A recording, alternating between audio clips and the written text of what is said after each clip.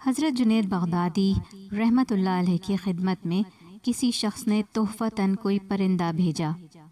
جس کو دیکھ کے انہوں نے قبول فرما لیا اور ایک مدت تک اپنے پاس رکھ کر اس پرندے کو رہا کر دیا۔ یہ دیکھ کر لوگوں نے آپ سے اس کا سبب دریافت کیا تو ارشاد فرمایا کہ اس پرندے نے مجھ سے فریاد کی کہ جنید، افسوس ہے کہ آپ تو اپنے احباب کی مناجات سے لطف اندوز ہوتے رہیں اور میں بے مونس و غمخوار آپ کے اس پنجرے میں مقید رہوں۔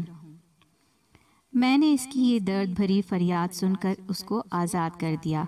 اور وہ پرندہ جاتے وقت یہ کہہ کر اڑ گیا کہ جب تک کوئی پرندہ ذکر الہی میں مصروف رہتا ہے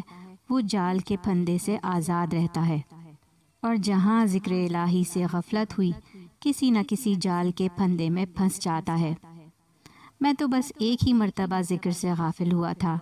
کہ مجھے اس کی سزا میں پنجرے کی قید میں مقید ہونا پڑا۔ ہائے افسوس ان لوگوں کا کیا حال ہوگا جو اکثر و بیشتر ہی یاد الہی سے غافل رہتے ہیں۔ حضرت جنید، میں آپ سے مستحکم وعدہ کرتا ہوں کہ اب کبھی ایسا نہ کروں گا۔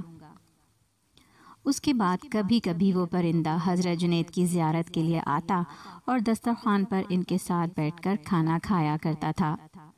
چنانچہ جب حضرت جنید کا انتقال ہوا تو وہ پرندہ بھی تڑپ تڑپ کر زمین پر گرا اور اس کی روح پرواز کر گئی۔